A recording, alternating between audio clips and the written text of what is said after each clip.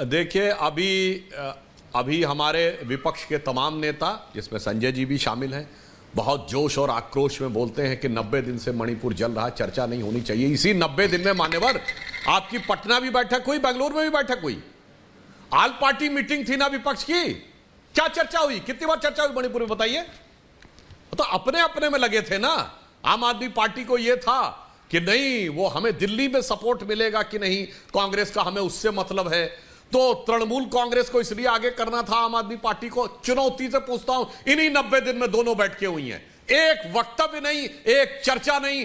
सिर्फ संसद सत्र शुरू होने से पहले यह विषय आया। अब कहते हैं 90 दिन से चल रहा था। चलिए, अब अगर आया, प्रधानमंत्री जी ने अपने मन का कष्ट, मन की वेदना, मन के आक्रोश की अभिव्यक्ति संसद सत्र शुरू होने के साथ की। राज्यसभा में हम भी उस समय थे और संजय जी भी थे। जैसे ही नेता प्रतिपक्ष खड़गे जी ने खड़े होकर कहा, इससे पहले कि वो कुछ बोलते, नेता सदन पीयूष गोयल जी ने कहा कि हम चर्चा के लिए तैयार हैं।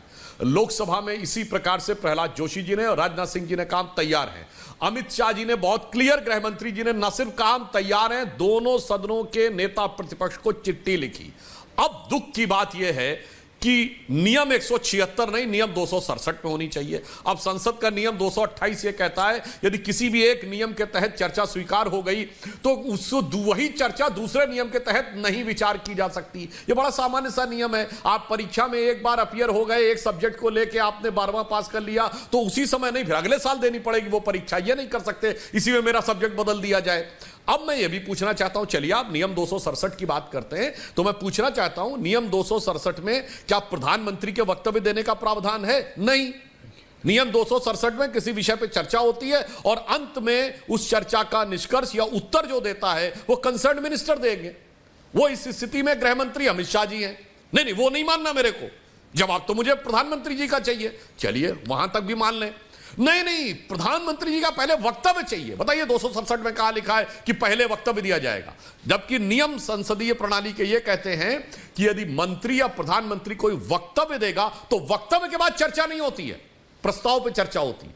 नहीं, पहले वक्तव्य चाहिए, फिर मुझे 267 में चर्चा चाहिए और फिर चर्चा का अंत भी। यानी न 176 मानना, न 267 मानना है, न कोई संवेदना है मणिपुर के लिए। इसके ऊपर केवल राजनीति करनी है। और आज नहीं, पिछले 1.5-2 वर्षों से संसद के आधा दर्जन सत्र बताइए जिसमें किसी न किसी मुद्दे के ऊपर इन लोगों ने इसी प्रकार का वातावरण क्रिएट किया। चलिए, 11 सत्र हैं सांसद महोदय, अलग मुद्दे पर करें चर्चा। 11 सत्र, दोनों तैयार हैं, दोनों एक साथ हैं कि भाई हमें चर्चा करनी, मगर हमें नहीं, हमें ये बात नहीं माननी। अब एक और बात कह दूं, जो संजय जी ने किसान आंदोलन की बात कही, वहां पर भी मैं दर्शकों को याद दिलाना चाहता हूं उनकी फितरत क्या थी।